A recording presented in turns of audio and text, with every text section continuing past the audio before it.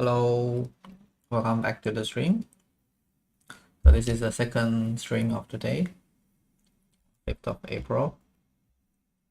In previous stream, we started training around 44, hoping that it's gonna become our baseline.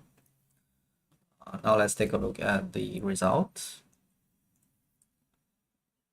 So I've trained this separately on three different training sessions. So you can see it's three different sessions. That's why there's some disconnect in the graph. But overall, I think it's okay that we split this up. So you can see the loss is dropping, and then here is also dropping a bit, but then it started increasing, right? So that's not a good sign. That means something is wrong in our model. The loss should not increase like that. And then this is the third one that I'm training now. You can see here it's starting to do kind of the same thing as the second one. On the Q side, it's also not looking very normal. I mean, it was normal for this part until I think about step 10,000, and then it start dropping and then flatlining. When I restarted, it start increasing, and then it's like keep going down again. I don't think the Q is supposed to go down like that. And of course, when I restarted it, it just keep going down. So that's also not correct. Looking at the reward, it's kind of almost completely random, I would say. It's not showing much of an improvement. I mean, I think here it's kind of doing better than here, but not exactly doing better than the random ones at the beginning. So I wouldn't call this a success or a baseline of any sorts. It's just closer towards baseline than our previous attempts. And I think I know why it's not working. Right? Okay, so let me stop this first. I think this was a failed attempt. So I think the reason why it's not working is because we're encoding the cells as states, right? But the cells themselves, like without the positioning factor, it's quite useless to know, where your shipyards and where your ships are on the map. I think a more useful information would just be, how many ships do you have, how many shipyards do you have, and how many cores do you have, right? I think we encoded those in the channel layer channels of the cells previously, right? So we encoded the core count and ship count into the channel of each cell. But that's not very good, right? Because it's like a lot of noise, a lot of repeated data, and then the actual other channels are not very useful. Like I don't think it's very useful at this stage to know where the ships are or where the fleets are. I think it's more useful to have a general idea of whether we have not enough ship or enough core or not enough core and stuff like that. So I feel like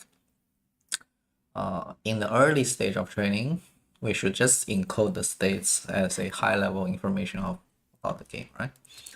I think that's how I'm gonna approach it now. I'm gonna encode not the map, but some useful information. And the other thing is, I think there was a recent change in terms of the rules that now it's gonna become 2 players, right? So, so that's a bit interesting because 2 players is ultimately quite a different game from 4 players, right? So the strategy will be a little bit different if we're talking about 2-player games. So we should start training with 2-player and then adjust our strategies accordingly. So you can see when we only have 2 players, there's not too many things to worry about actually. So it will be require some different strategies. So we definitely want to handle that. Also, we just have a lot of hard-coded 4-player logic like this one, which we need to get rid of soon. So these are some of the things I'm gonna work on. I think I'm gonna work on them. Yeah, maybe until here. So these are some of the things I think I can do. Some logging stuff, sample more data, and we need to train for 2 players and train the number of iterations according to the number of samples because we haven't adjusted that. So yeah, this is an important thing, right? We want to encode a vector of players, I think, instead of maps. So it's going to be 4 vectors of players, not the map. Right? So I don't think encoding map is useful in early stage. I think it might become useful later when we're dealing with something more complicated, but I think for a simple baseline, map is actually more noise than signal. And I'm gonna encode the turn number because we're not encoding maps, so it's easier to encode this kind of metadata like turn number and stuff like that into our state, right? I'm also gonna track the number of rounds we have reached to see how long we've survived, and monitor shipping account, remove core, and this is remove core from the state tensor is together with the encoding vector of players, not map. So I think these two goes hand in hand. Right, so this is what I'm gonna do for the next 1 hour or 2 hours or so. So let's start working. So first thing, I'm gonna remove this logging because it's quite annoying to look at this sample false and down false. It's quite hard to read these things, so I'm gonna kind of find a better way to log them. Let's see, where is it? Sample. Yeah, here it is. It's very, very long. So let's have a let's see. Okay, so this is a very, very long string that I don't know why it's not even like being broken down. It should be broken down. I feel like I don't know why it's not broken down. Try to do this and see if it's smart enough to break this down. Oh no, it doesn't. All right, okay. So I'm gonna remove this thing because it's distracting. Sample, I'm gonna do question mark, and then y or n, right? So this is what I'm gonna do. And same thing for down. And soon. Okay, I don't think I need and soon. So this is gonna be how I log this. Is there any other thing I want to change? Log. Okay. Action, state, reward, stuff like that. Okay. Okay, I think the other things are fine. The other things are fine. Mainly the sample is the thing that is annoying. Okay. Maybe I can pad that. Never mind. Not important. Okay, so we've done the first thing here. We just make it more readable, and we need to sample more data. So previously I set a sample to 0.1. I think that's too little data. So maybe a better way to do it is to sample 0.2. Right, so that's a small increment of more data. The thing related to this is we need to train the count according to number of samples, right? So previously we were training the train count is counted by iteration over train by iteration, but not all the iterations are sampled. So you kind of have to return the iteration information here. You have to keep track of let samples. Sample, I guess sample size is a good word for this. Sample size. Replay memory. Sample size plus it's fine. I don't think I need +1. Sample size plus, and then we'll return and reward and sample size, right?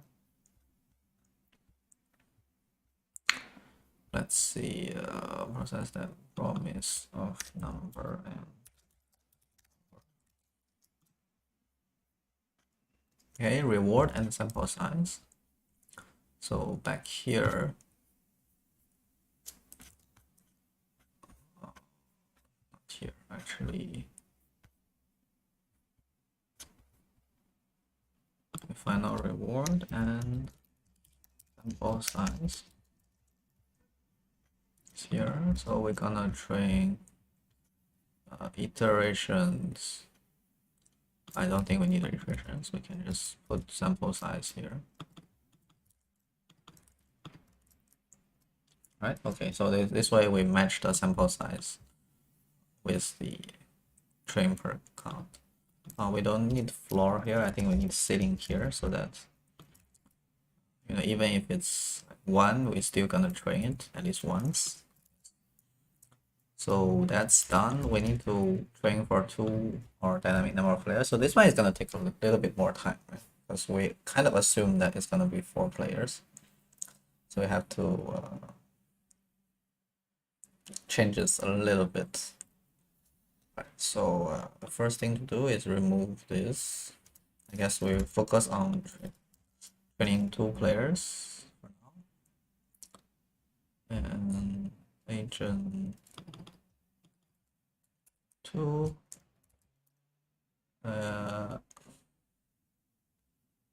There will be 1, 2, 3, 3. Okay. And it's gonna be 1, 2, 3, 4, 5. Wait, 1, 2, 3, 4. Now it should be 1, 2. So it's gonna be 3. Okay. Okay, 2 agents. Okay. And then this one is gonna drop on 3 and 4. Okay.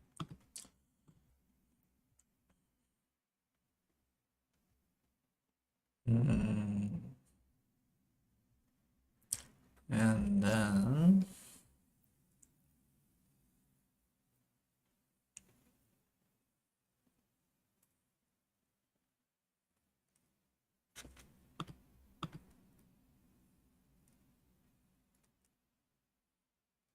I guess we don't have first and second, right? It's only win and lose. Oh, you could just hardcode this to become 2-player, right? I guess it doesn't really matter. Yeah. So let's just hardcode this to 2 players. I don't really want to deal with, you know, writing a generic function or anything. If p0 greater than p1,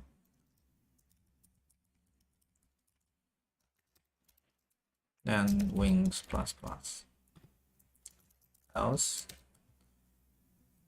seconds plus plus. Okay, I think that's fine. We just leave the seconds there because it's already there.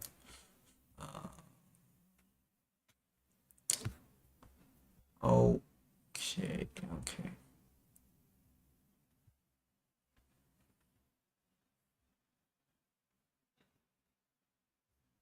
I feel like it's the same thing here, right?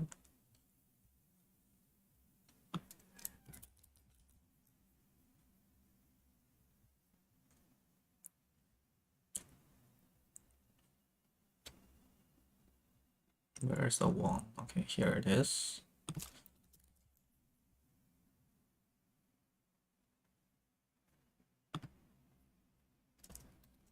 Let win equal to false.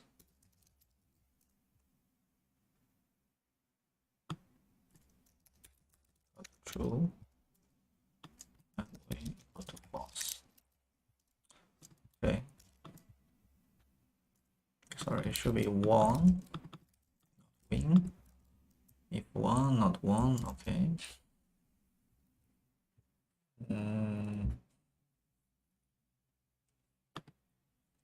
Right, so let's remove all this. I don't think these are needed at all.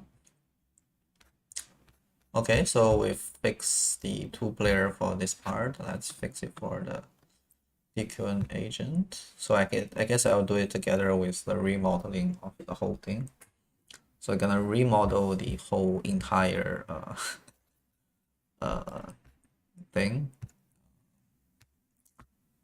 All right, so let's see. The first thing is get environment count, right? So this one is gonna be different actually.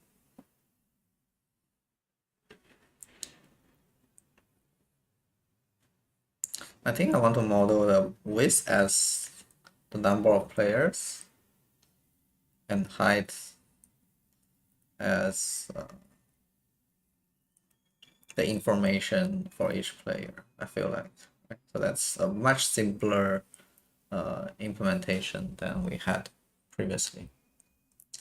I feel like that's probably easier for the model to understand as well what is going on, right? So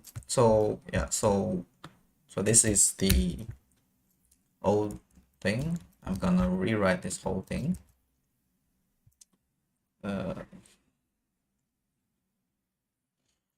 We can have board.player.size, board.players.length. I think that would work.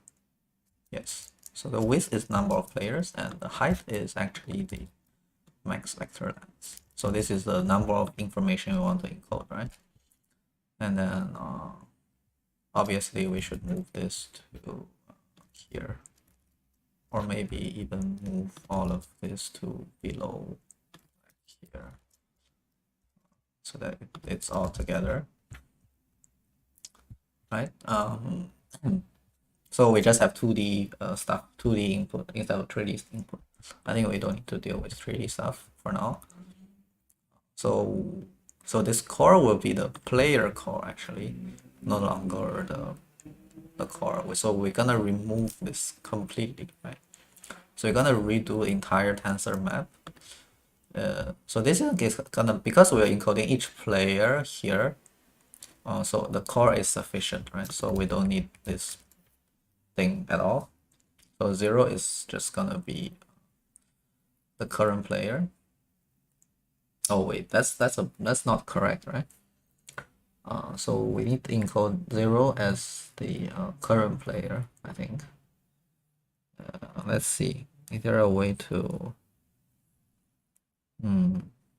or we can encode only 2 players, the player and the enemy, right? So then we don't even need to have this, we just have 2. I think that's fine as well, I guess, for a starter, so that we don't deal with anything more complex than that. So we have core, so you're gonna have the player and the enemy, right? But one thing to note for this, if we encode this to 2, then we need to make sure that, you know, we're actually getting the current player, not the enemy player, because we can be in 2 different places, right? Oh, I guess that's something we missed. I guess, yeah, we didn't consider a lot of things there. It's fine. Okay. A player, so we're just gonna have not this, but flip ship count and shipyard count. So it's gonna be completely different here. So we only have 3 information: the core, the fleet ship count, and shipyard count. I think these 3 are enough for this game, right? So let's see how do we do this. Right, so enemy core, player core is fine. And then we don't actually have to do this at all. Right, we don't have to do this at all. Yeah, so we just need to count, right? So let player ship count go to 0. Sorry, not top player. Player ship count. Enemy ship count. And then we do the same for shipyard. I guess shipyard is not even that important, right? Okay, so we don't need this at all. Okay, so this one we need to kind of Put it outside. Let's see, what do we do here? So this is gonna be 0, and player is the x. This is x, right? So this is gonna be x and y. I guess we can define x and y. It doesn't really matter at this stage. So it's up to us to design it. Wait, why is this height and width? It should be width and height. Right. Almost made a crucial mistake here. Should be width and height. Then it will make sense, right? So this is the width, that is the player. Okay, so I'm probably gonna define some constants. Player width equal to 0, and then enemy width. So we're just gonna encode this 2 into here, right? So this one is gonna be player width, right? And then this is gonna be tensor map of core.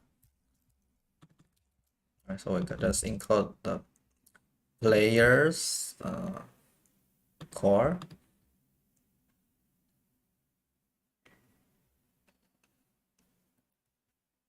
Wait, why is it 0 here?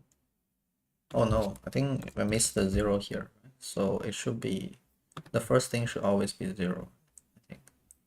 Yeah, the first thing should always be 0. So this is the width and height.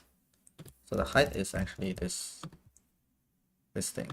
Okay, looks correct to me. Now then here should be the enemy width, and then so here is the same. We need to call the core. All right, so let's do this. If the fleet is player, so we're just gonna do player shipyard count. GitHub Copilot is trying to be too smart. Else, and it's gonna be enemy ship count. Okay, it's so far doing good. Player shipyard count, else enemy shipyard count, right? Okay. Okay, so this is looking good so far. Let's remove all this useless information. And we're gonna encode this information below here.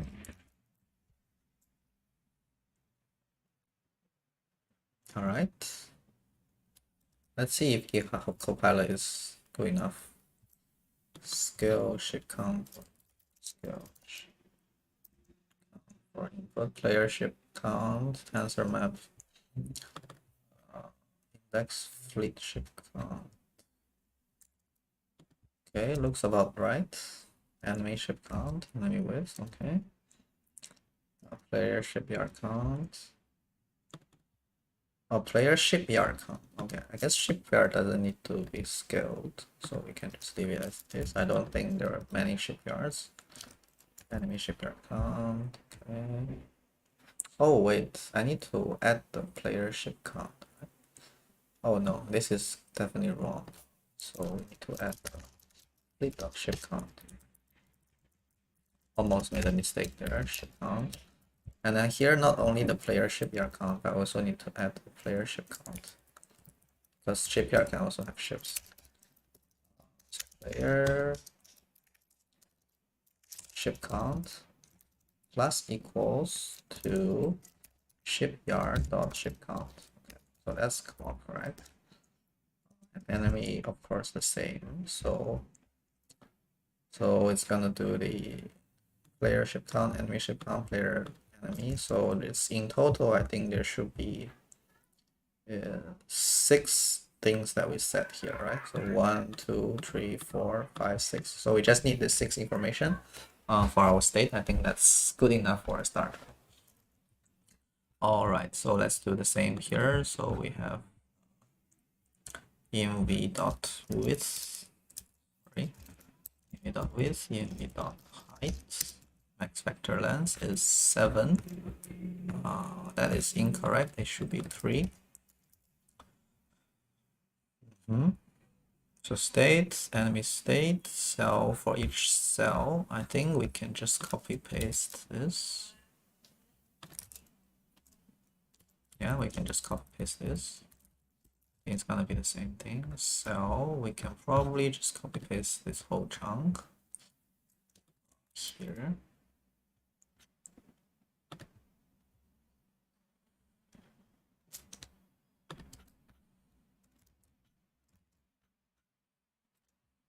Yeah, I can just copy paste this whole thing, and then after each, we're just gonna set this.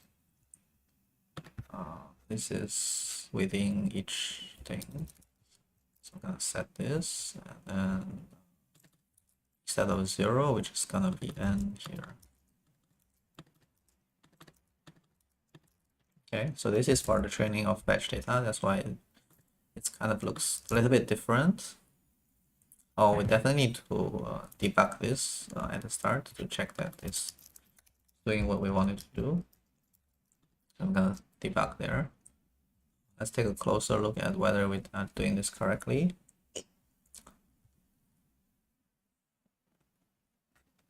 Okay, so we're not relying on the map positioning right now. It's just purely based on this kind of high-level statistics. I think should be good enough. I got an intuition that this is good enough. Right? So this is done. This is done. This is done. Encode turn number in the state. Okay. I think we can do that actually. Let's see. Do we actually need a turn number though? Do we actually need a turn number? I feel like it's not necessary, right? I don't think that is necessary. Maybe we do need a turn number. But turn number is kind of hard to include.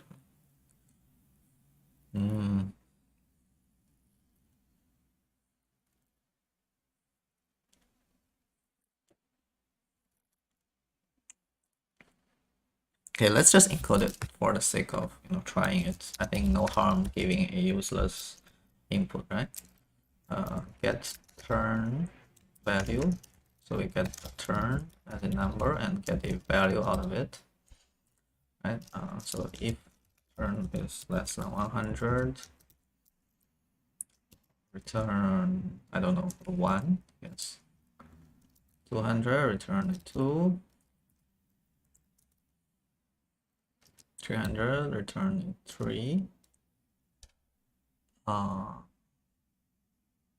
this is probably a bad idea. This is probably a bad idea.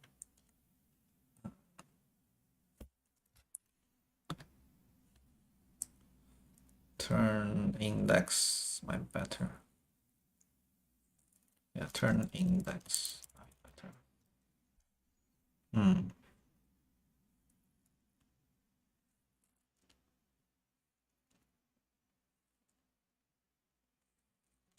Because if I encode the number, it's gonna give it a linear kind of thing, right? So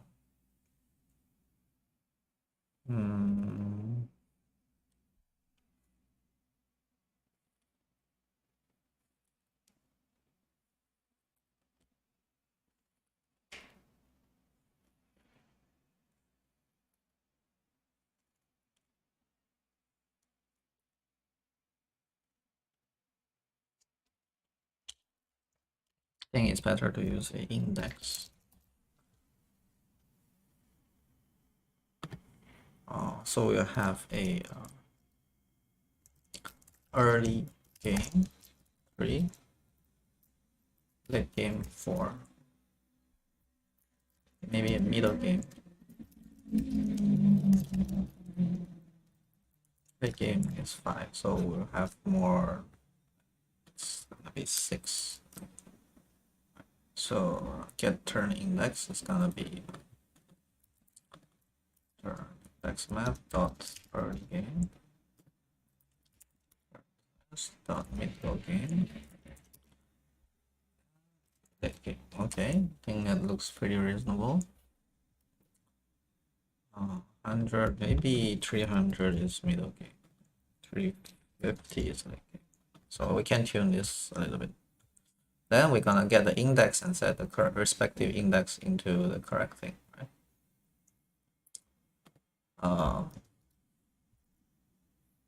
Oh wow, so it's already suggesting me how to do it. So index state dot step.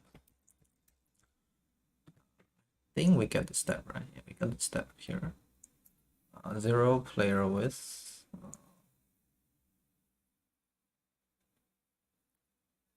Oh no, it's actually the wrong thing to do. So we need to set this to be 1 and then set this to be here. So we want to encode the dimension, not the value. I think that's something I learned from the previous experience. It's better if you encode like different states as value 1 of different dimensions compared to just 1, 2, 3, 4, 5, because they're not like linearly comparable, right? So you don't want it to become a numeric value. You want it to be different dimensions. So it's kind of, we're setting like dimension 3, dimension 4, and dimension 5 into ones instead of, doing the other way around. I think this is a better approach. Yeah, so I think this should work. And we'll do the same. I don't know if I should set the enemy. I guess this is enough, right? I think this should be enough. Let's do this. Okay. So we encoded the turn information as well. Okay, we need to track the number of turns we have reached. And we need to monitor the shipyard count. So let's do that. Track the number of turns that we reached. How do we do that?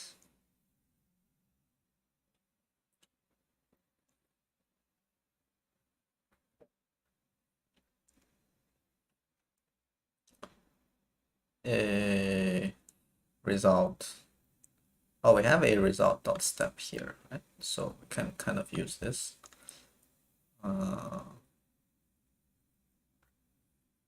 Right?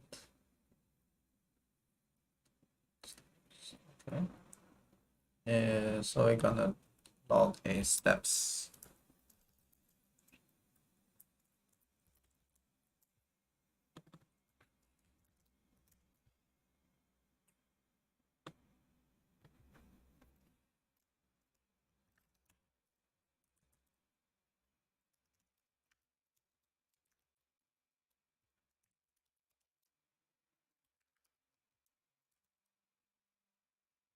Let me see if it's correct. Result.steps, right? Correct.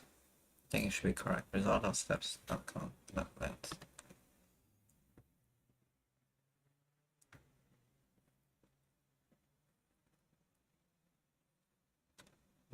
Let's log the steps here as well. Sample size. Okay, maybe that's also important. I don't know. I actually don't know whether that's important. Steps. Okay. Turns. Okay, maybe a better way to put it is turns.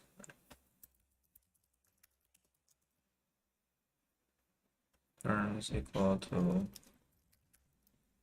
result of steps.length.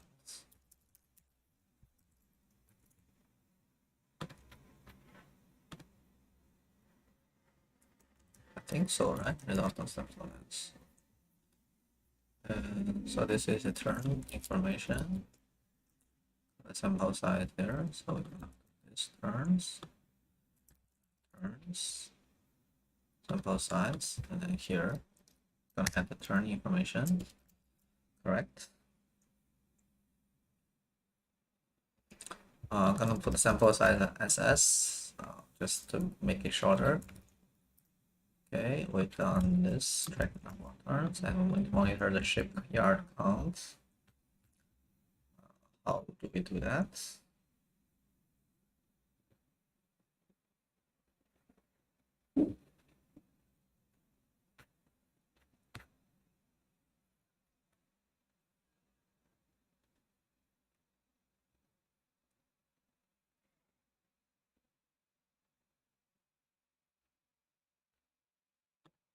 There is a current port, right? Okay, so we have the ship count here. We could just get the shipyard count.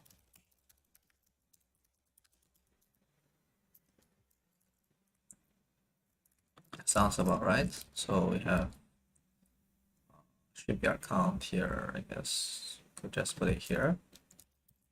Shipyard equals to this thing, right? All right, I think that's pretty good. All right, I think we finish in 30 minutes. 30 minutes. Let's give it a try and see if it works as we expected it to be. Run 45. Yeah, I'm not very hopeful that it's gonna work in the first time, but let's see. Probably some bugs with the two-player thing that's gonna come up. Yeah. Okay. So coordinate must match rank 4. Okay, so something about this is not right. 6 to 6. Oh, okay. I forgot to change the model architecture, I guess. Height and width and vector length. Wait a second. What am I doing here?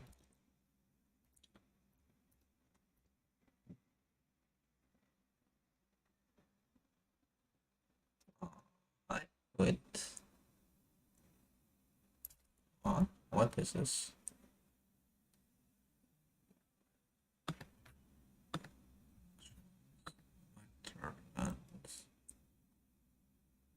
Okay. So I actually have to change this function, right? So we just have height and width. We just have height and width. And number of actions. And then we're gonna have something like this. And then we're gonna do, wait, isn't this the env width and height? Yeah, this is the env width and height.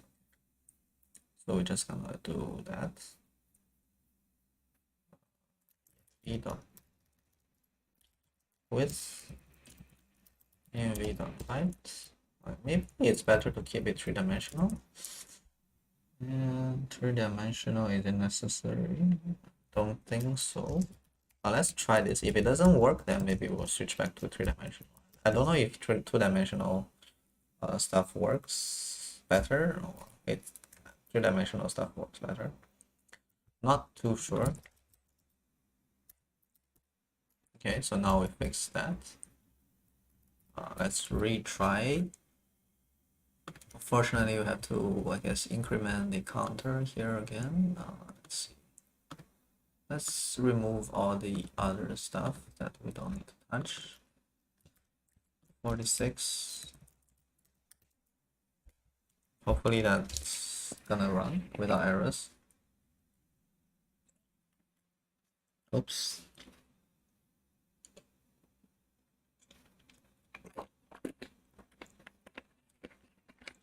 Okay.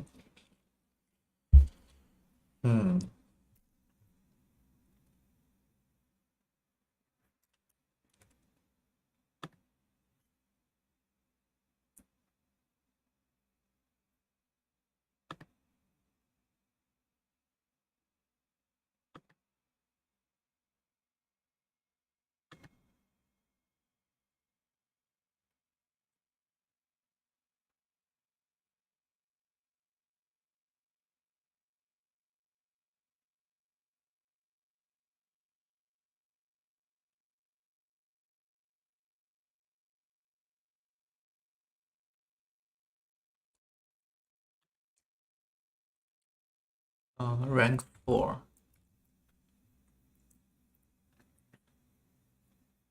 Width height. Oh, okay. So we need to remove this actually, because we only have width and height right now. I feel like converting it from three-dimensional to two-dimensional is quite a lot of work, and later we might need to convert it back. I almost feel like we should have just kept it with three-dimensional and just use the one dimension.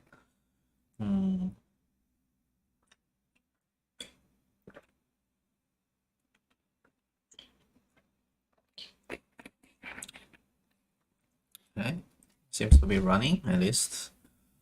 Let's see. It's training at a much faster pace. It's good. And it's taking up more space. So sample, yes, done, yes, sample, no, okay. Sample size and turns, okay, so sampling 90 upon 200, which is okay. How many turns are we reaching? Okay, it's also logged there, I guess, which is fine.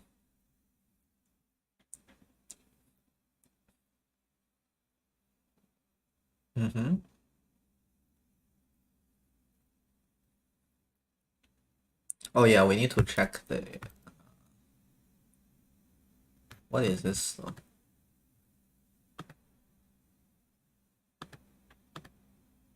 Okay, why is it logging out here?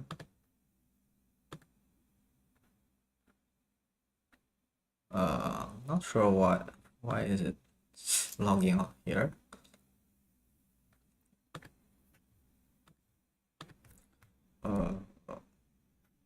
We need to check something else. Yeah, this thing. Okay, so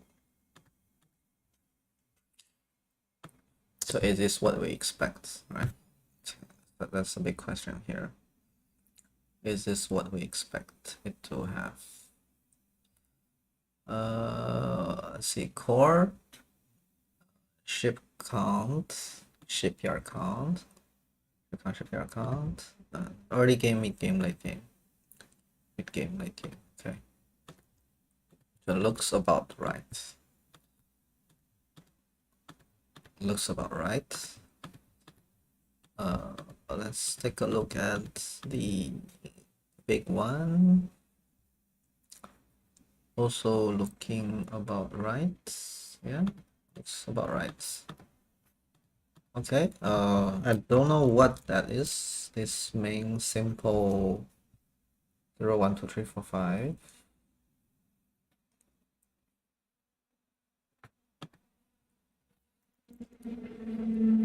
Oh, I think I know why. It's still training for people and it's outputting to that thing. Okay, I think I know why it's doing that. Okay, I think it's I mean, at least this is working, so I can turn off the debugging. Turn off the debugging. And then close this folder. Delete all of these logs.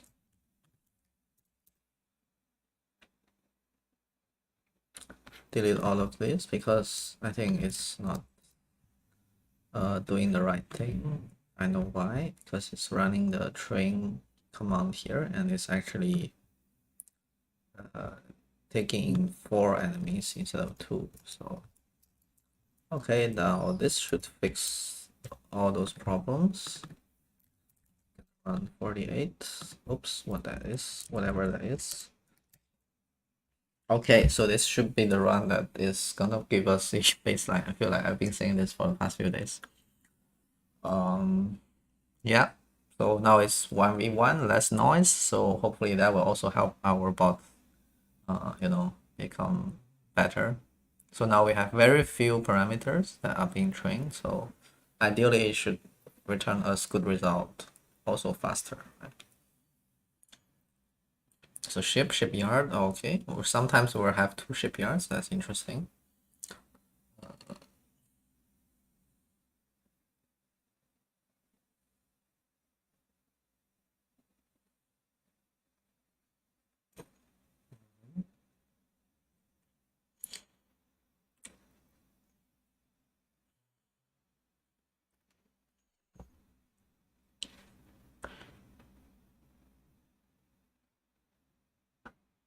At least the advantage of encoding this way is that we get the result much faster, right? It's training much faster than before.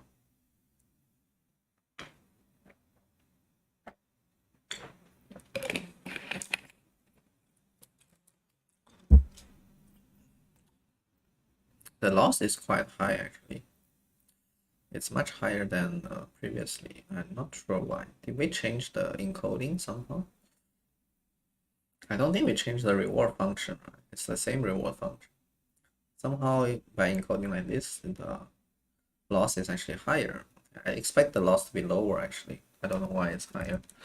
Have to investigate that. Let's check the performance. Oops. So the queue is actually dropping. That's not supposed to happen. That is not supposed to happen. Okay, hopefully it's gonna start increasing. Okay, the reward is like negative. Okay.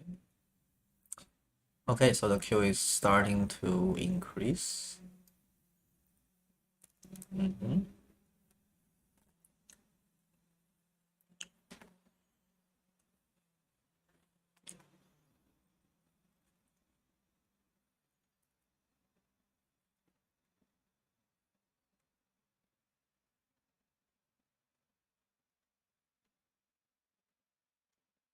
Maybe I should have saved the previous thing in the git commit now that I think about it. If this doesn't work out, I have to revert all the changes back. It's kind of takes a lot of time. But whatever, we haven't even reached the baseline, who cares? I think I'll just do that after we reach some kind of baseline. It's really hard. Looks like it's really hard to do it.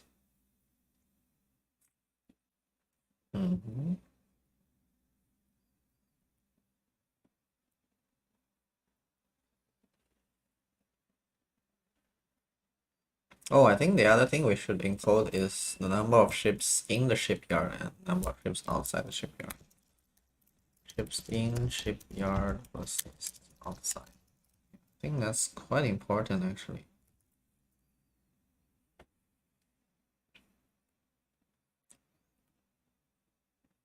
I feel like, yeah, that's actually very important. It should know, right? Otherwise, it's not gonna know when to send out ships and when not to send out ships. That's probably why the loss is actually very high. Interesting.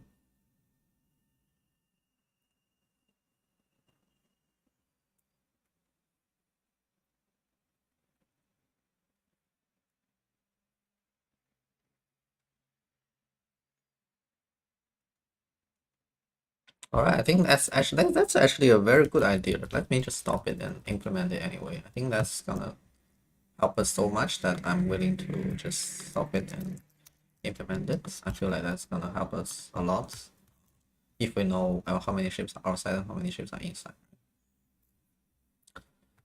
So you're gonna have fleet ship count, shipyard count. Okay, this is the total ship count. Ship count, outside ship count, inside ship count. So it's gonna be 1, 2, 3, 4, 5, 6, 7. Or 1, 2, 3, 4, 5, 6, 7. Okay, that gives us total of 8 vectors.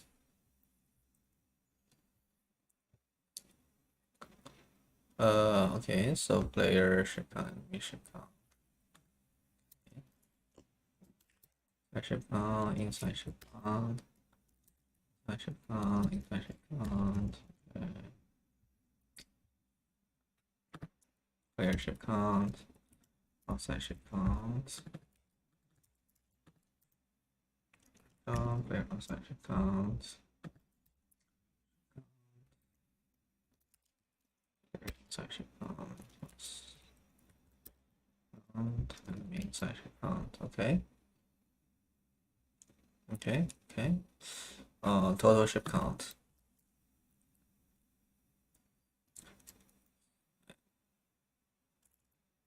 Outside ship count.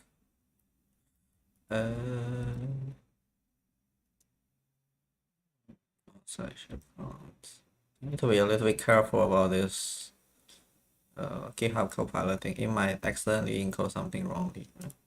You'll never know. Okay, I need Prettier to stop doing this.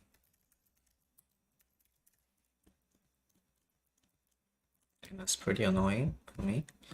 I'm gonna copy paste these 4 lines. Okay, and I cannot just copy paste that 4 lines. I have to copy paste this entire thing.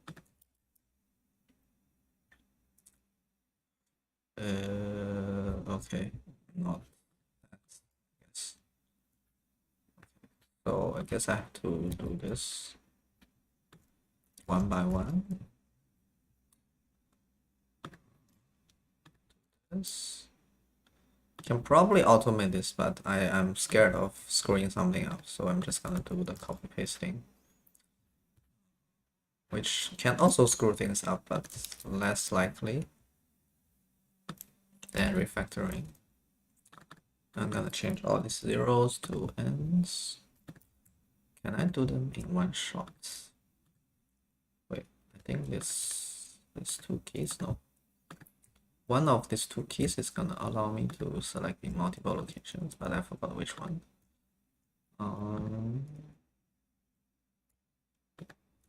Okay, not these 2 keys. Okay.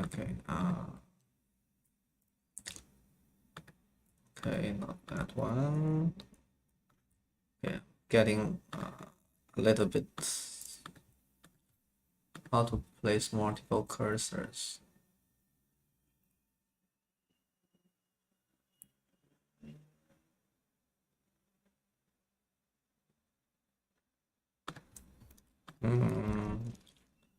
Yes. Oh, multiple cursors. I forgot already.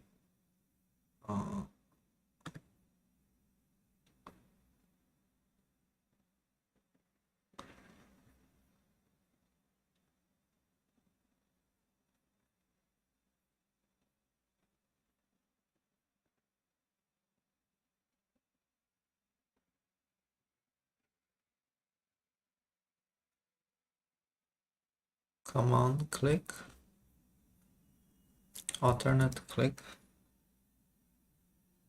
I'm already using alternate click. It's not working. It is not working at all. Oh wait, this one, command. Okay, finally figure out it's command. Okay, so let's do this. Okay, so that's all set. All right, let's increment this. The first one is gonna be testing run. Just gonna observe the state, whether it's encoding correctly. All right, so let's see. It is encoding correctly. So we have total, outside, and inside. Right? Total, outside, and inside. Because it's logged, so it's a little bit weird. Total, outside, and inside. Okay, I guess that's correct.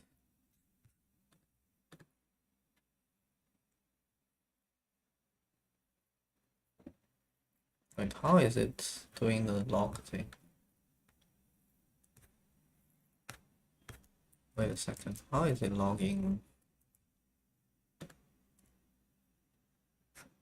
Okay, it's returning 0, so it's fine.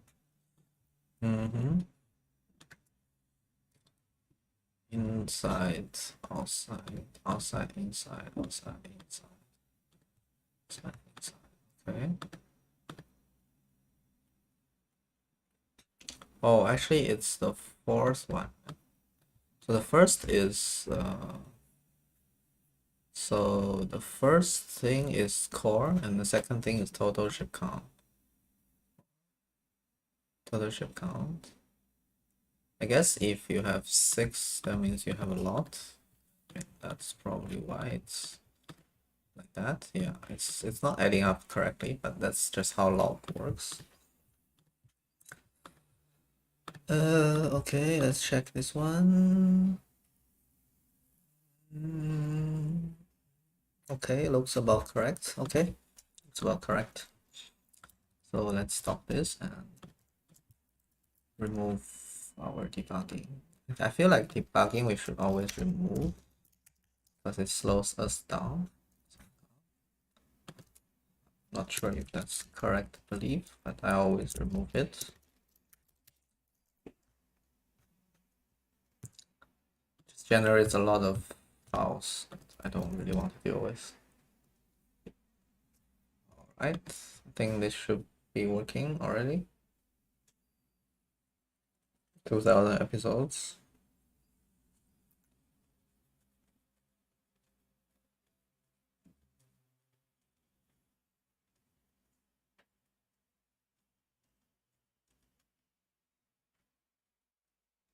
Oh my god, the loss is actually quite high, 35. I hope it's gonna come down soon. It's quite high. Expecting it to be less. I guess because the reward is quite high, right? So I guess loss is quite high, is to be expected. As long as Q is also high, that's fine. If Q is low and loss is high, then something's wrong. Okay, so far looking good.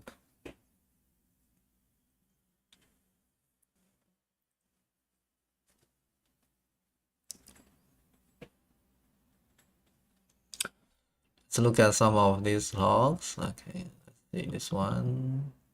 So this one, it built 8 ships, and then it got a increase in terms of reward, which I think is good. These rewards are quite high. 22, 27.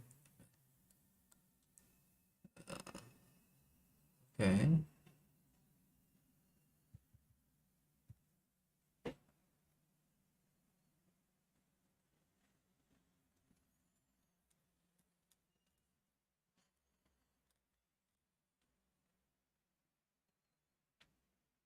So far we haven't won a game yet.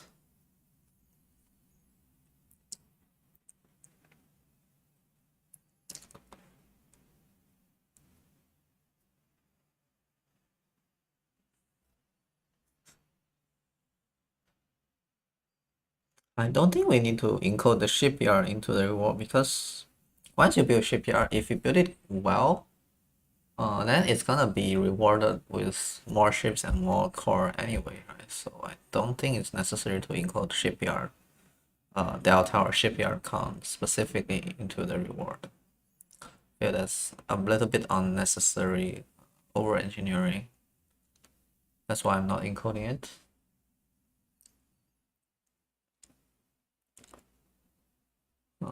Let's look at the graph for a better understanding of how it's working.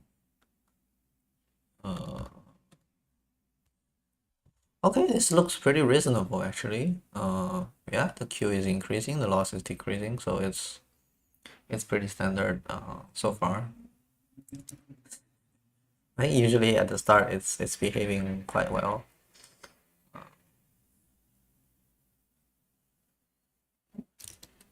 Yeah, so far the loss is dropping quite well, I would say. Still, we haven't won a single game. It's all like negative, which is a little bit scary. We should be winning games even if it's random. So it means it's not doing as good as random.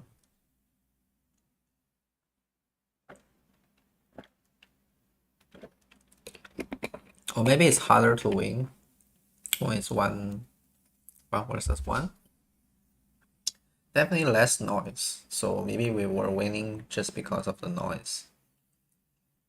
Could be an explanation. There's so many variables that, without a stable baseline, it's really hard to make conclusions. But once you have a stable baseline, it's very easy to compare it with against it and draw conclusions.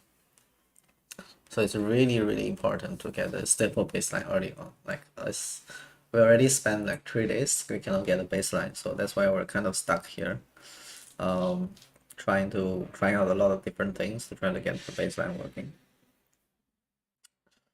Yeah, so this is not a very good example of how to train DQN. I mean, this is only my second time trying to run this algorithm specifically, so it's still a learning process for me as well. And there's still so many things I haven't tried yet because I don't have enough knowledge in this. So I'm definitely gonna try more things eventually. Alright, if you cannot win a single game, then it's really hard to learn what is good and what is bad, right? So that is the problem I see right now. It's not able to win games, which is a big problem. Hopefully, eventually it's gonna figure out.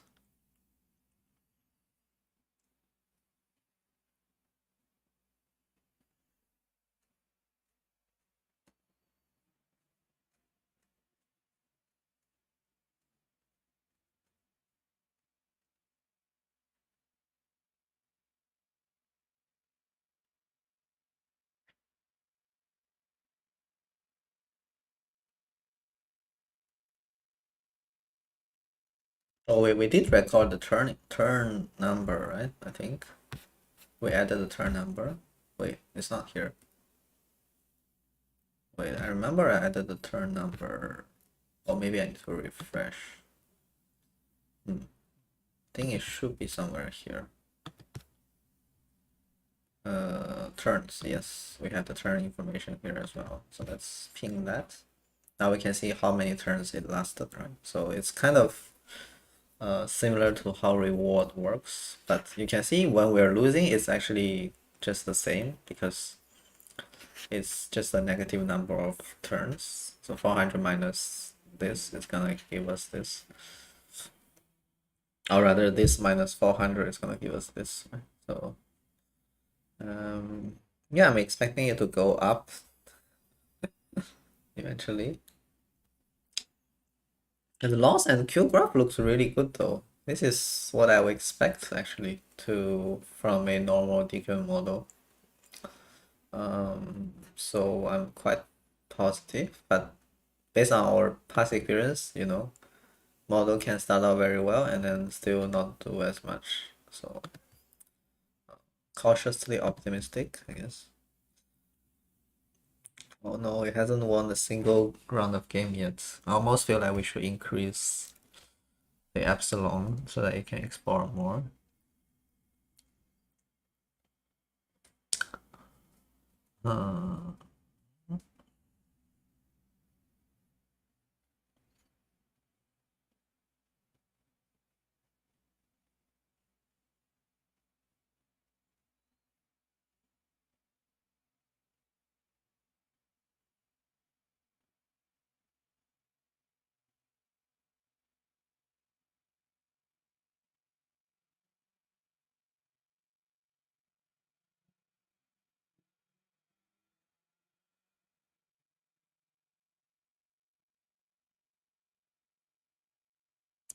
Oh no, why is it choosing to not do anything here? That's quite strange.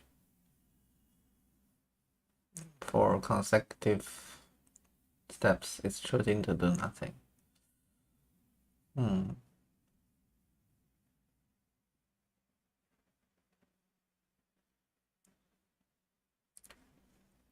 Oh, because it lost the shipyard, right? I guess that's why it couldn't build. Interesting. I guess once you lost shipyard, there's nothing much you can do.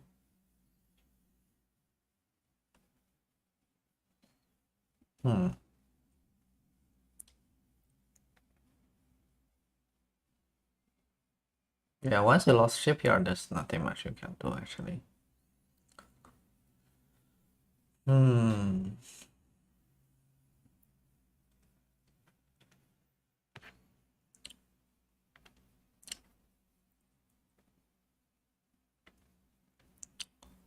Okay.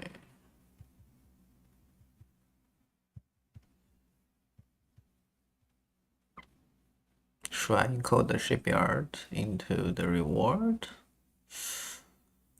I already have the shipyard in the state, right? So I feel like it should learn. Hopefully it's learning that it should build ships to protect shipyard.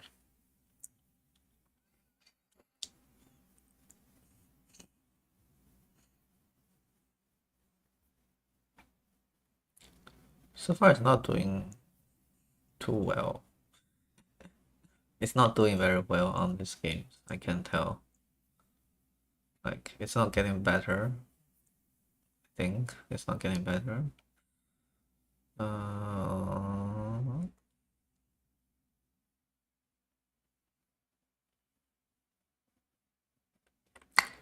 Maybe we should give more weight to ship.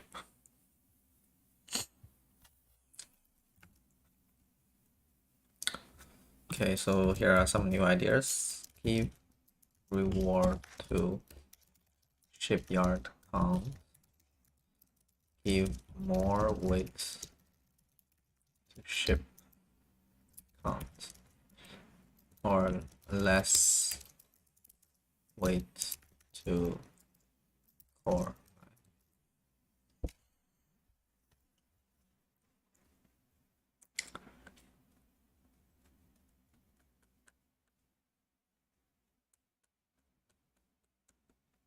Huh.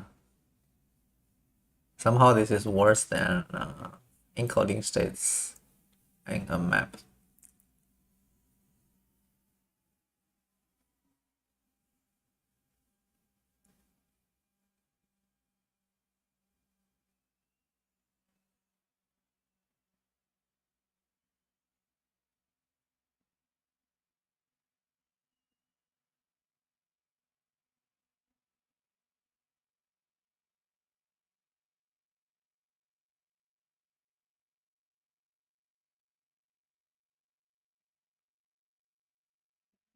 Or maybe I shouldn't encode the core and chip as numeric values. I should encode them as dimensions as well. So yeah, I feel that could also work, right? So you have dimensions of so you would have dimension of player times information times information value, right? So instead of encoding the core count here, you just encode it as a third dimension, and then you put like 1, 2, 3, like ones and zeros instead of just raw values. That might provide better information to the model than what we're currently doing.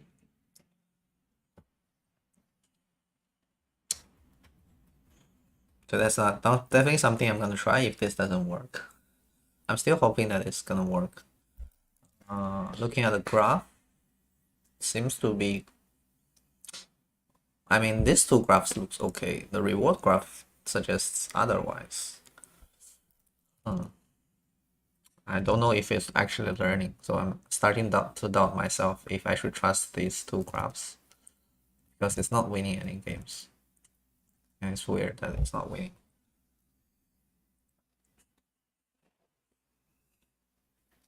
Alright, maybe we'll just leave it running and let's read some discussion posts.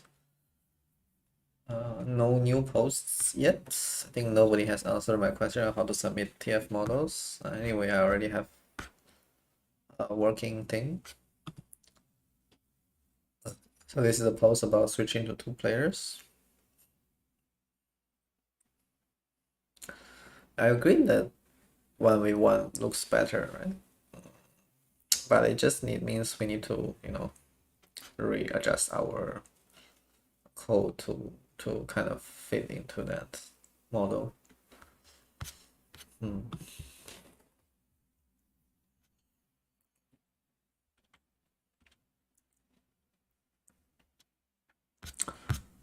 Yeah, there's nothing much it's out there.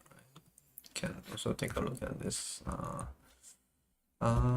Yeah, I feel like maybe 3-dimensional with this. I'm leaning towards this idea. I think this is better. So this is gonna be the information type, right? And the information value, player number, player type. Player type is better. Right, so I think this is a better way to encode the data than just numeric values. I think. I think this is better. Yeah.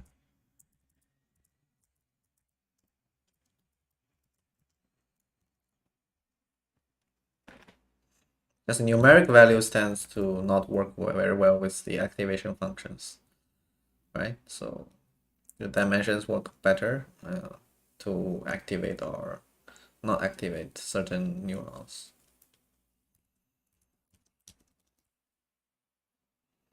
But the graph is still, this is still going up and this is still going down. So it could be just a temporary thing. Somehow it's gonna magically become better later. Hopefully. Now we have also filled up our replay memory, so it really should start getting better. We only trained 10,000 steps, so that's quite a small training stuff. I would expect it to at least win one game so far. It's not winning a single game. So it's either like different games have different training progress, different pace of training, or it's just not working. Actually, let's compare it with the previous training data we have. You can see the previous one is actually winning some games in the beginning, right? So now we're not winning any games, but I must admit this graph looks better than the previous graph, right? So this is still going up, and this loss is still coming down. So these two graphs look normal, but the reward graph doesn't look very normal. So maybe it's not able to last that long because of some weird reasons. Not able to figure out exactly why it's not able to last.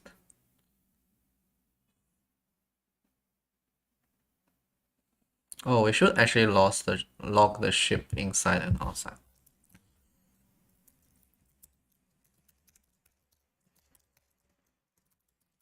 Yeah, so that we can see what is actually happening here.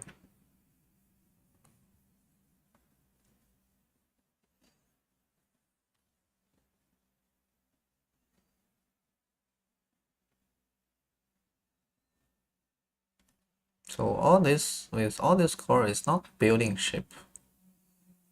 It's not building ship.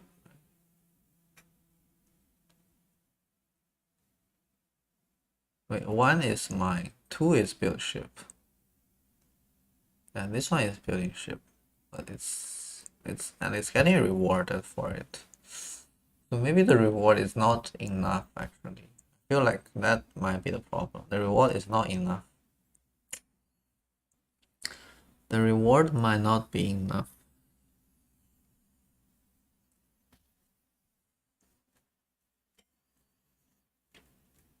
To incentivize building ship.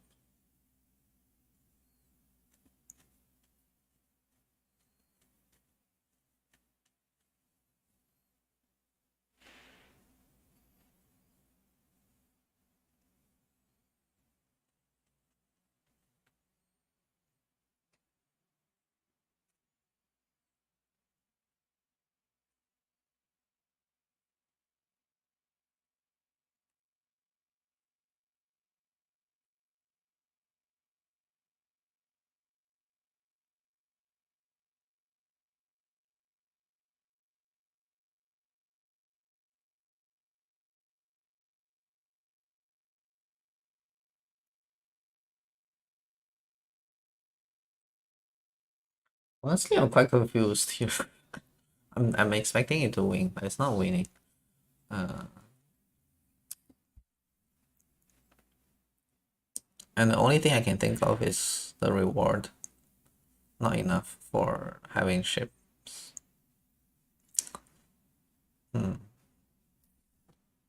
Yeah, definitely you can see the reward for having core is higher than reward for having ships. So it's not incentivizing it to build ships.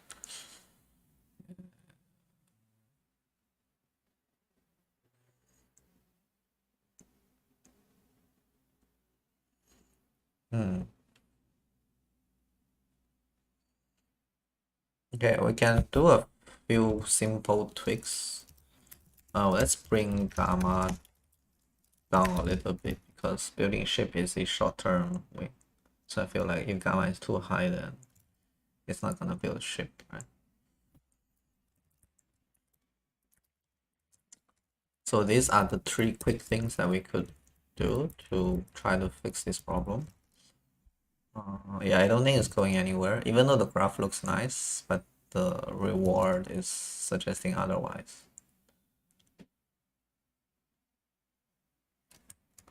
Let me think. Bring gamma down.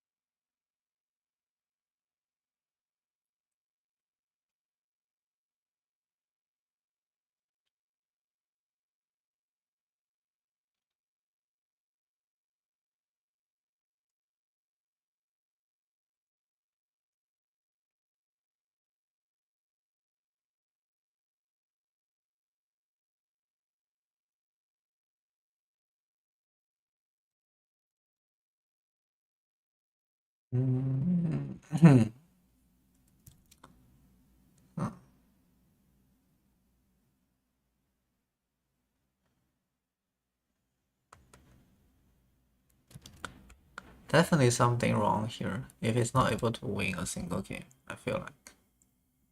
Yeah, let's just stop this. I don't think it's working out, even though the graph looks very nice.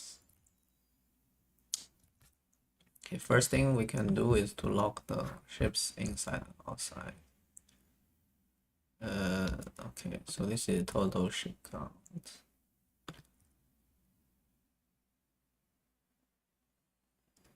Okay, we can do another one. Inside ship count.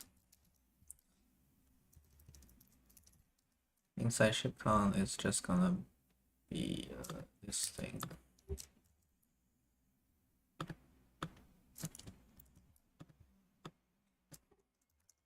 Outside ship count is just gonna be this thing. Oops.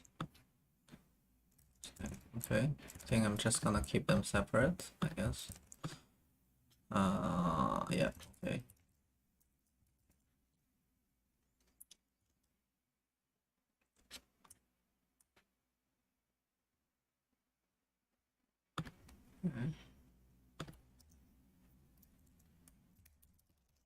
Side ship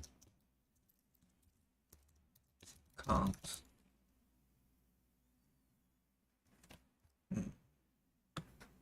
Why it has to do the other way? Just do the inside ship count.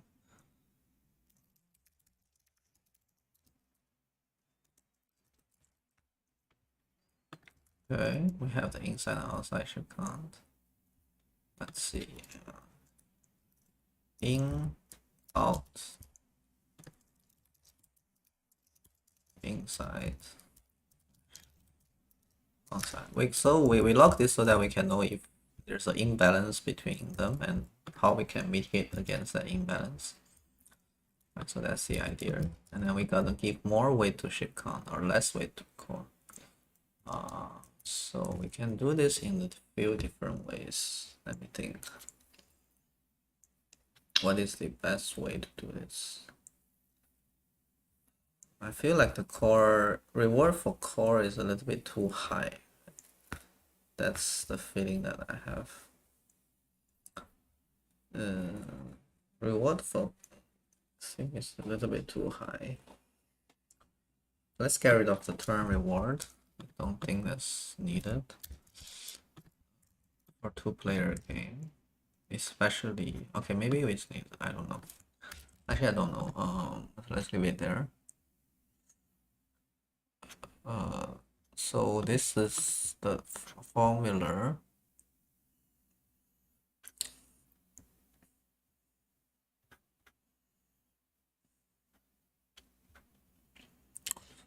So let's tune this a little bit. Right? Gonna give this only 0.5 and ship count factor of 2. So this is gonna hopefully incentivize it to build more ships. Yeah, hopefully it's gonna do that. And then when we lock the final reward, I think to do a to fixed. Fixed, maybe 1 is enough. All right, okay, I think that is how it's gonna work.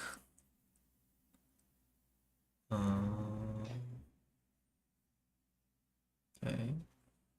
Oh yeah, this string actually cannot be broken down anymore. Okay. Ship string. Let's do some of this stuff.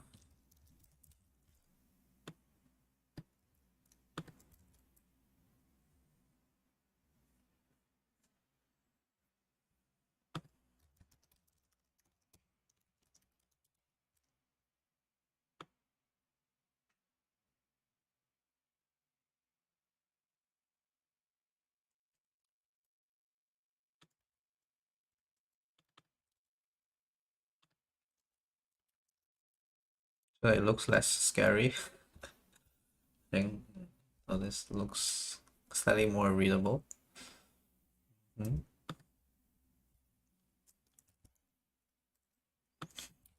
Okay, the last thing I'm gonna do is to bring the gamma down a little bit.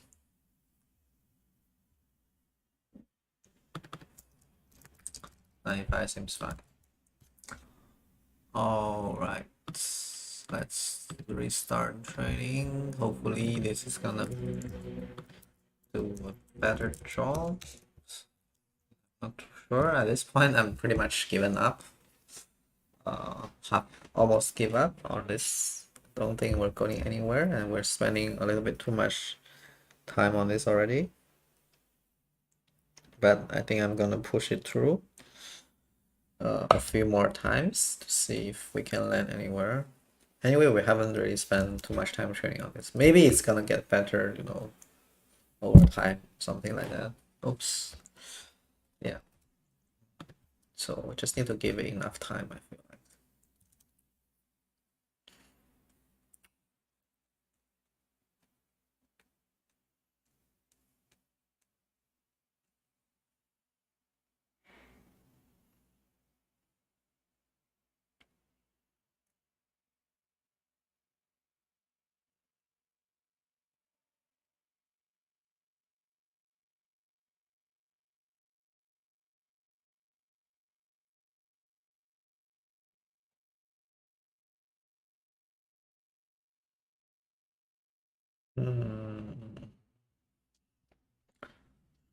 Okay. I actually haven't seen a case where ship count is higher than reward, right? So it's always ship count lower than reward. I wonder if that's to do with something that is causing the ship count to be lower. Yeah, it's always the core count greater than ship count. And it's not building it. It's really strange. It should be building it, right?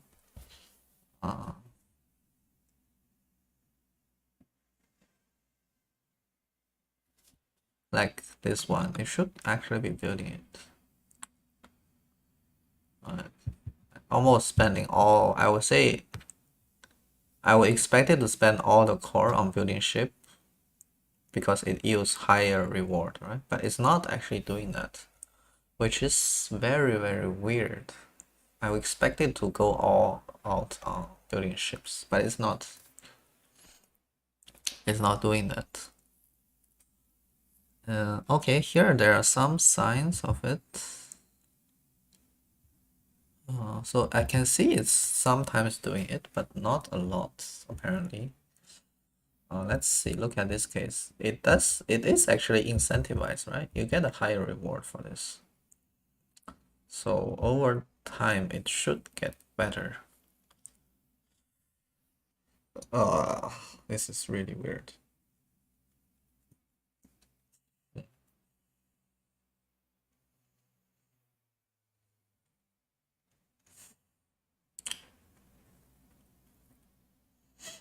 I feel I'm forced to nuke the core reward again. I feel like, yeah.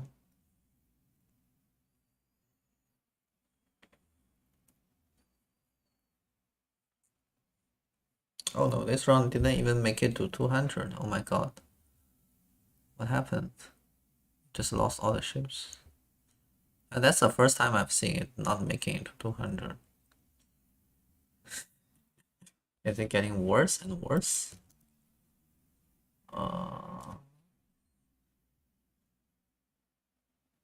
Big drop here.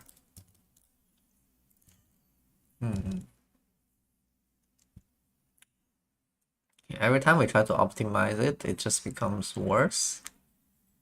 Oh yeah, we haven't checked out the in and out. So in is 8, out is 27. Okay. In is 0, out is 74. So it's actually sending out ships, which could become a problem, right? Let me try to find a case where it's changing. Okay, I think in this case. Okay, so in and out. In and out. Okay, so I guess this is normal. It's gotten some reward from mining, which is fine. I feel like this should actually be working. It's probably just that I'm not giving it enough time for it to train, right? Yeah, so far it's looking pretty good. The in and out ratio is not that extreme, right? Sometimes it's always actually staying inside. Which actually, if you look at this one, right, it's everything is inside. It has a shipyard and it has enough core. So this is a very good position to be in, right? I'm not understanding why it lost this game. Like, it should just keep building it, right? If it tried to build, it would have been fine. Okay, maybe the epsilon is a problem. It's only trying it 20% of the time. I feel like I should have increased it, the initial epsilon to much higher so that it tries other things. But 20 is also fine, right? Eventually it's gonna figure out. It just might take longer for it to figure out. So I'm pretty confident that we will win. We will stay until the end for at least some games in this model. Because I feel like the incentives are set up correctly.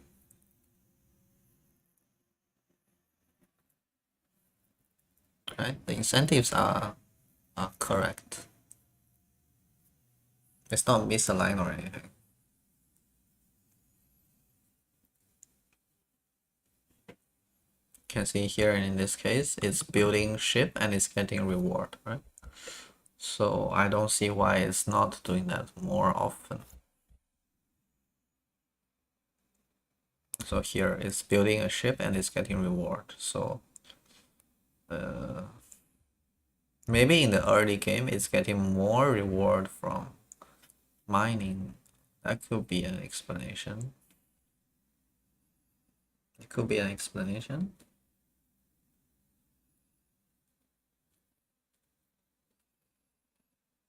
It's always going with 3. I don't know why it skips trying 3. There's an unusually a high amount of action 3 going on here.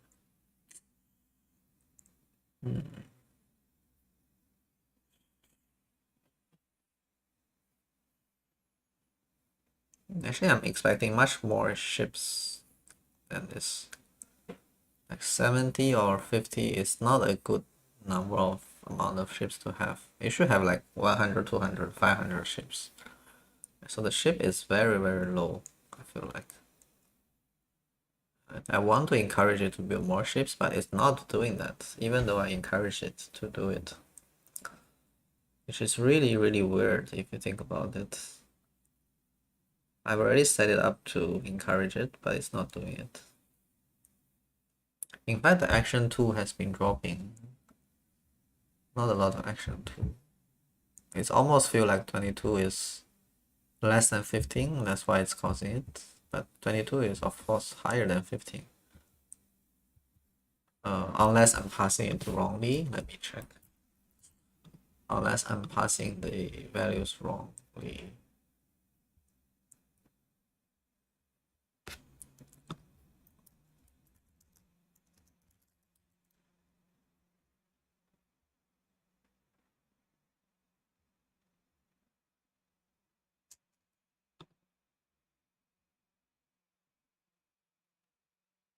Oh shit, I'm actually passing the value wrongly, right? I am actually passing the value wrongly. That is exactly why it's not working. Oh my god, I found a bug. Yeah, I was thinking, why it's not taking action 2 when it's clearly higher value? Then I realized it's just this thing. I was always passing in this thing. Oh my holy shit. I found a huge bug in my code. It's a very, very big bug. Okay, so I should pass the final reward here, not the other reward. Okay, so I think this is gonna fix all our problems, right? So I think, yeah, previously it was not working because it's training on the wrong reward. Oh my god. The thing that I'm logging is actually different from what I'm sending it to the neural network. How could I have caught that error though? I wouldn't be able to, right? Because I'm logging it before I send it. I guess I have to check through the code. I mean, intuitively speaking, I already know something's wrong because it's not taking the action that produced the most reward, so it's definitely something wrong, but I didn't realize that it was a problem there, right? Oh, no, now I guess it should actually start resembling something good, because that was a very, very big mistake. It shouldn't happen at all. Okay, now we got a very large loss. That's interesting. Our loss is actually quite high. Okay, I guess we're getting a different problem now that we fixed that problem. So interesting. Okay, let's see what kind of other problem we get now that we fixed that problem. So now I'm expecting to take more action 2, because action 2 clearly produce more reward, right? Like in this case. So I'm expecting a large amount of ships compared to rewards, compared to number of cores. Let's see. So this one should actually meet my expectation. It's still not building, so it's still trying to take action 3. It's still trying to take action 3. Huh.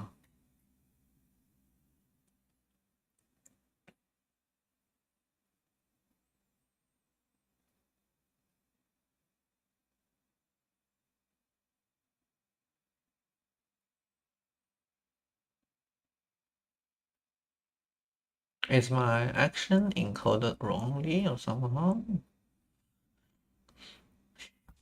Is my action encoded wrongly? Do nothing, mine, build shipyard.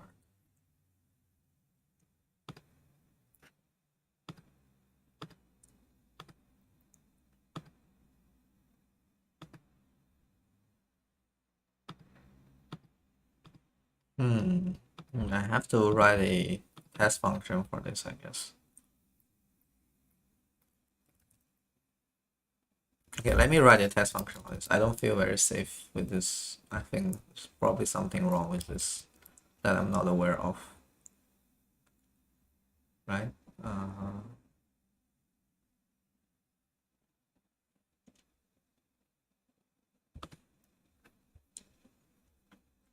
Let me write a quick test for this.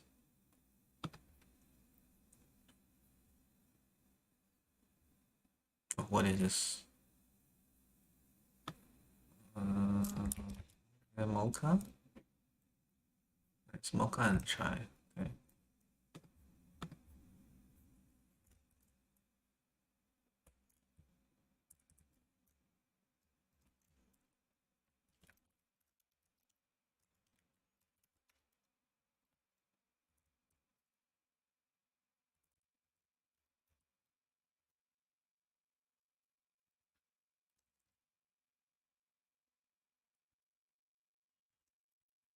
Okay, I think I need to install Mocha and chai. I think I screw up this when I try to submit the TensorFlow.js.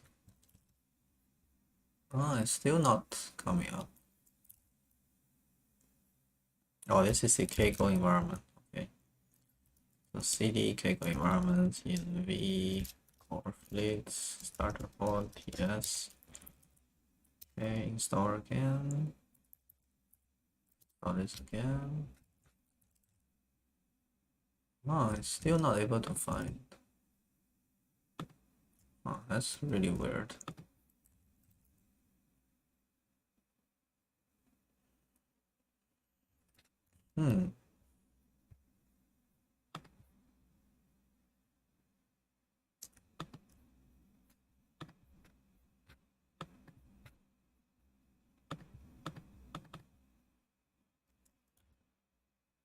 It's there, right?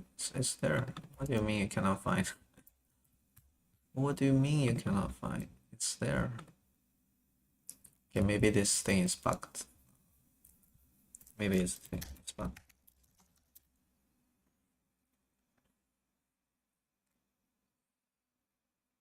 Uh-oh.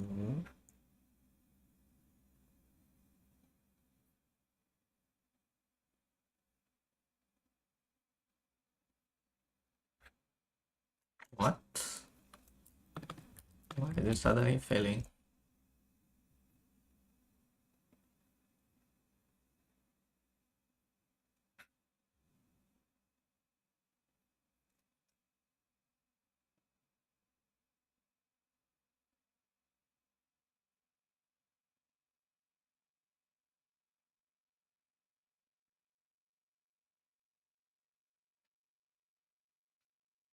Wait, what?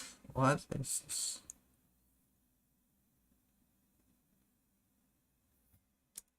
Did I break this somehow?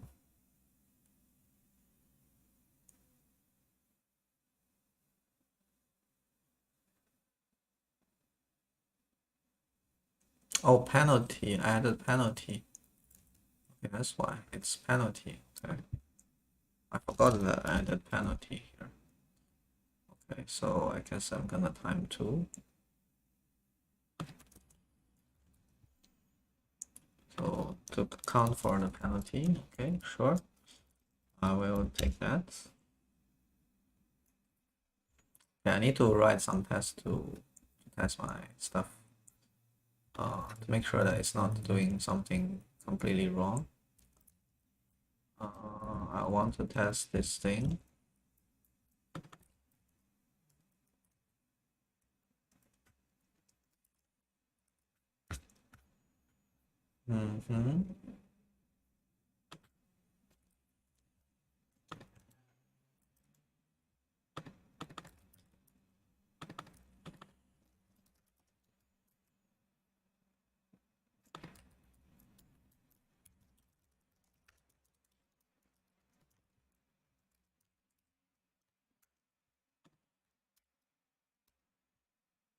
Okay, let's try with a real example.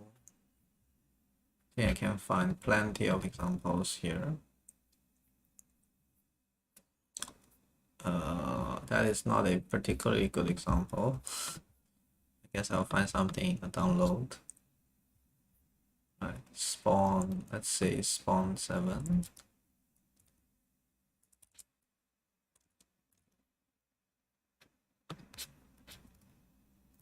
Oh wait, is it taking the action string?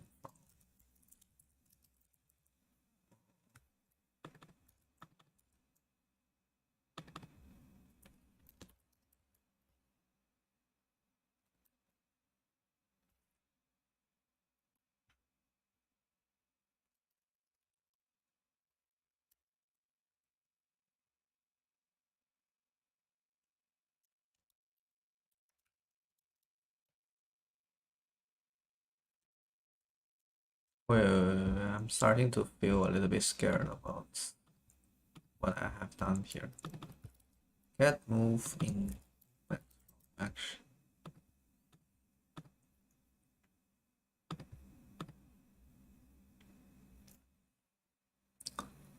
Action map. Okay. Action map. Where do we get the action map? Map is action. Okay. Okay, so I think it is already parsed, so I don't need to worry about this. Yeah, I think this is the one that we got, so don't really need to worry about this. Let me just do a quick check.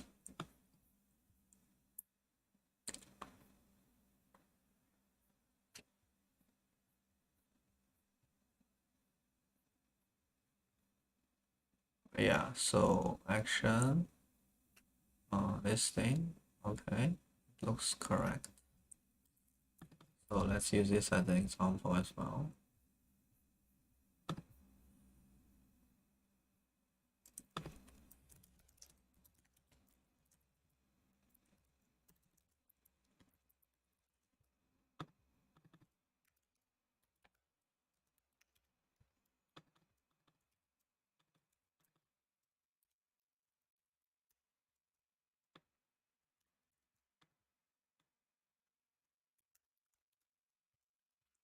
Let's find the case for doing nothing.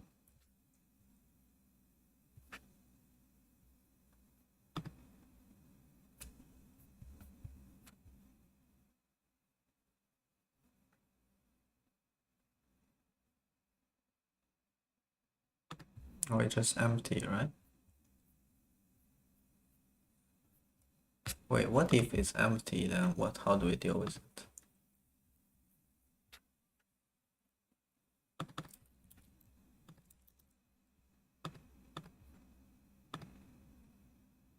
Oh, if else.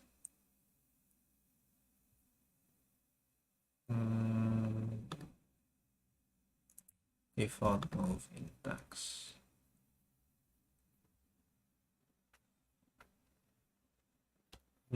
Okay, so no action means it's just doing 0. I guess that's fine. I think that's fine. I think that should be fine. So let's just put it that way. And then it should work for build shipyard. So this is for build ship, right? This is for build shipyard. So build shipyard would be something like, I guess it's better to find an example from online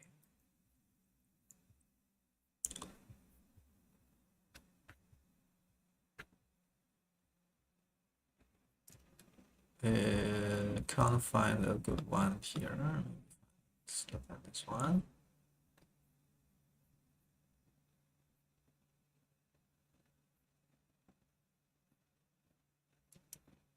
I think it should be something like this. Yeah, found it. Something like this. Okay, let's try to run this again.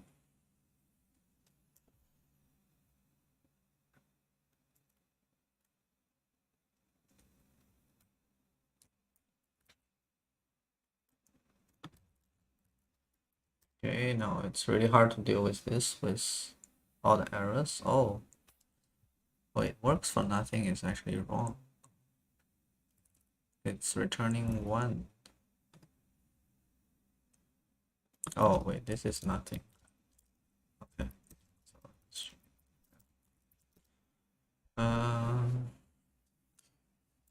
Okay, so this works. So there's nothing wrong with my code. That's good to know. Let's check out the training progress. Okay, so it's reaching the end for some game, at least one game that we saw there. Okay, it looks like that's the only game so far. Okay, we are finishing some games, so I think it's safe to say that this is working. Okay, let's look at the graph as well. All right, all right,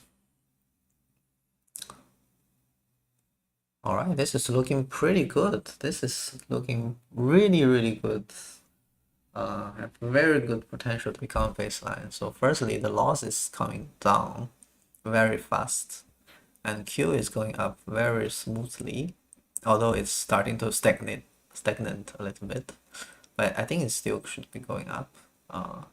And the reward is actually there's a huge jump here, and now it's stable.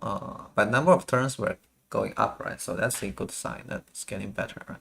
So if you just look at this, it might not be looking like it's getting better, but if you look at this, then it's definitely getting better. We're surviving much longer, right? So that's a very good thing to have, I think. Yeah, so this is so far the best one that we've written. Although the lost numeric value of loss is quite high. So we might have to tune the reward function a little bit more to make it lower, I guess. Honestly, I don't know if that matters at all. So you can see now our queue is actually much higher. We're getting 20 and 30 rewards, and our ship count is actually much higher now. So we're like, I would say maybe a little bit, even a little bit overkill with the amount of ships that we have. Oh, but still we're losing, huh? I think for this game, you can see we're losing. So maybe the reward for building ship is too high that it outweighs the mining. Maybe that could be the reason. Inside and outside. Okay, interesting. So I guess this is a good state to be in, but somehow we didn't manage to win that game. I mean, there's another enemy, right? So more ships equals to more collision. So there's that factor as well, I guess. Interesting.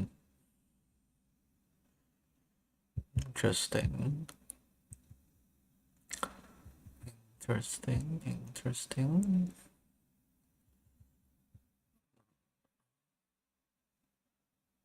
I don't think we have won a game yet, so that's something to look out for. We haven't won a single game.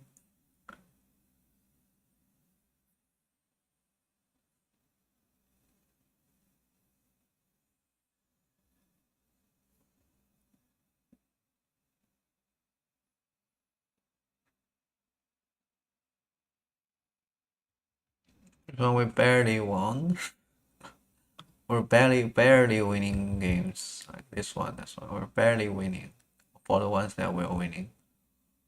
And it's trying to optimize for those that we barely win. Hopefully, it's gonna figure out a better way to win eventually.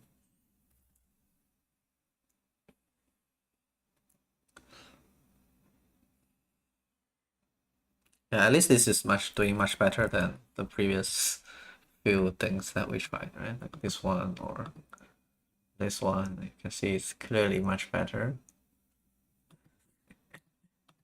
And this one, even the 44 I think it's better.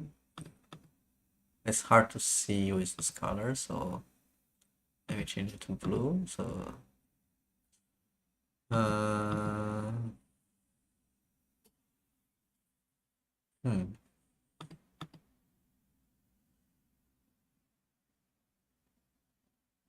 Actually, I would say blue is actually doing better in terms of randomness in winning games. But hopefully this is gonna outperform the blue soon. Hopefully this queue doesn't just stagnate here. It's gonna keep going up. Hopefully. Not too sure what's gonna happen.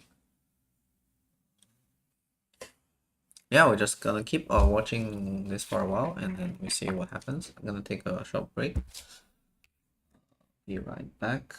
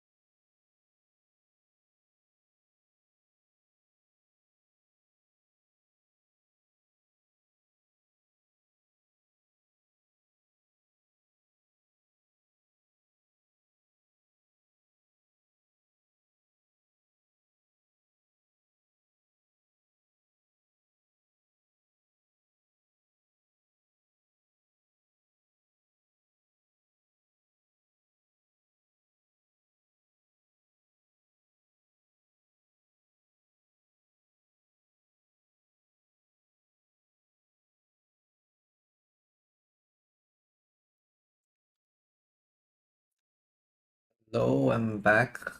So let's take a look at our progress, shall we? We have trained for 30k steps, and we're at episode 190 upon 2000. So after 2000, we're gonna start a new session if we haven't finished. So our loss is looking really good. It's what we expect. A lot of value is a bit high, but the trend is correct. This is the correct loss graph trend. Q value on the other hand is starting to stagnate. It's not good, but it's also not bad in the sense that it doesn't come down, right? In like for example, like this, I guess like this one, it goes down, right? So it's kind of going down a little bit, so it's a little bit worrying, but it should not go down. In terms of reward, we can see a huge spike here. I think that's just the smoothing not done very well. Let's try 0.95. Sorry, 0.95. So you can see it definitely jumped up here. Same here. It's starting to jump up, but then now it's kind of stagnated a little bit. I'm not sure if we need to give it more time or this is the best that it can do. Yeah, so it's interesting. First, I would expect the turn number to go up to around 400 would be good, right? So this is still sometimes very low, so that's not supposed to happen. And then I'm expecting the reward to also go up more.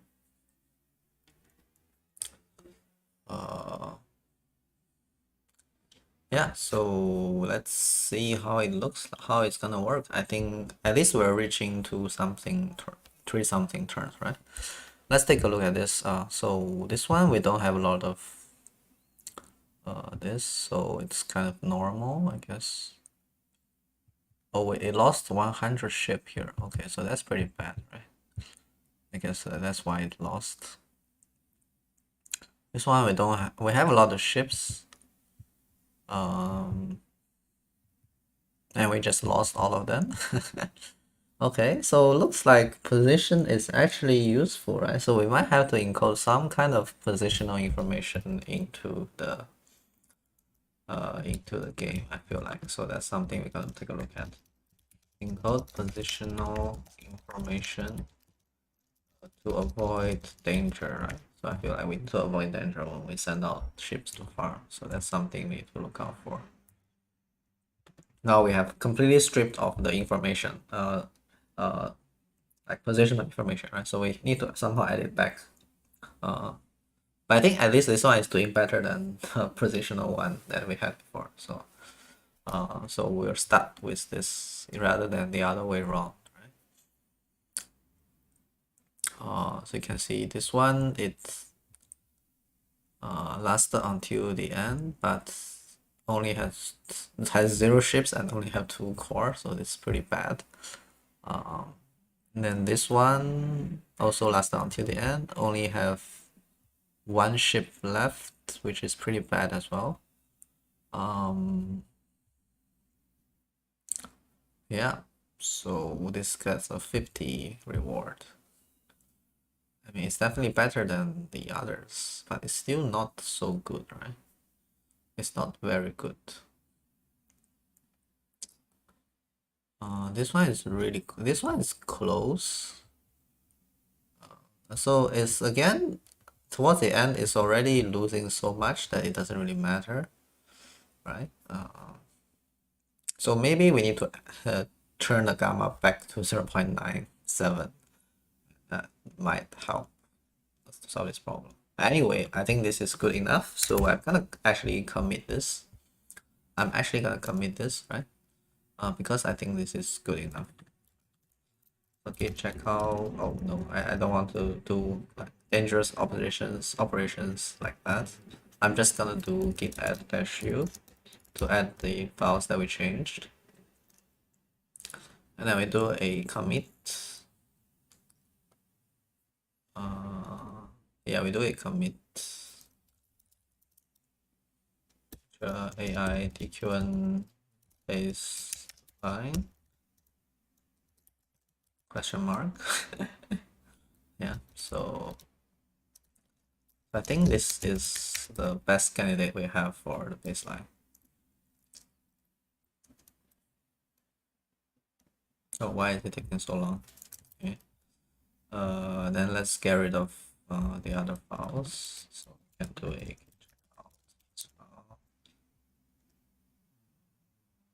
okay, it didn't work. Never mind, I can manually delete them. It's fine.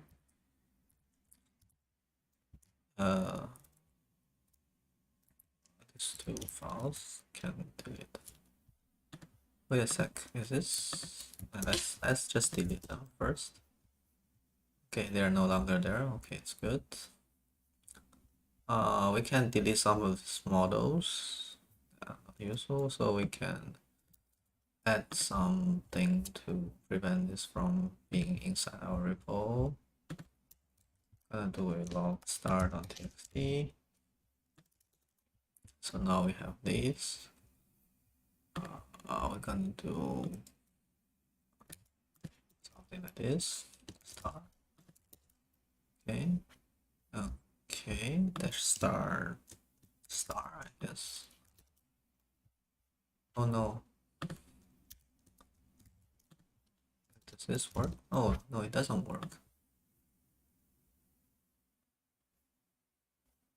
Wait, why does it not work? Star. Oh, it doesn't work.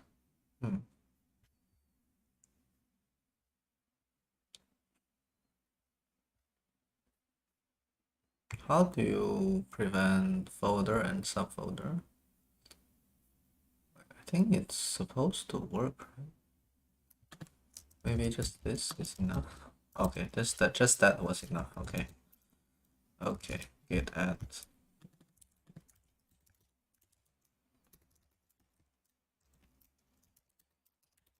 Ignore training files. Push. Okay, so I think this is good. I like the progress we have made today. And hopefully, you know, we're gonna get something good, right? Let's take a look at this. So we ended up with 16 ships and 2 core.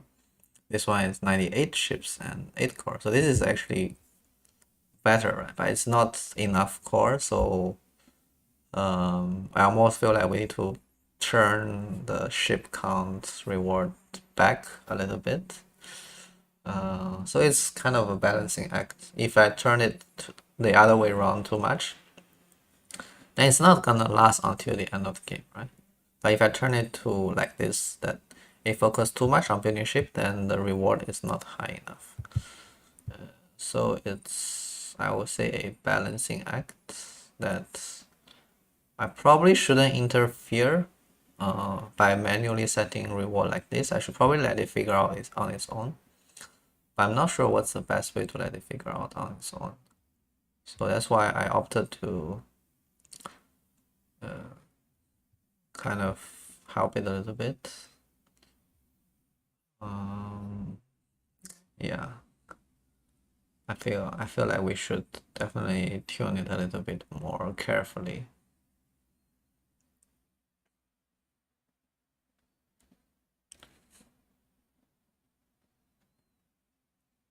At least now it's not losing at 200 turns, which is good. It's not picking, you know, action tree that often. In fact, sometimes we got 4 shipyards, right? This one we got 4 shipyards.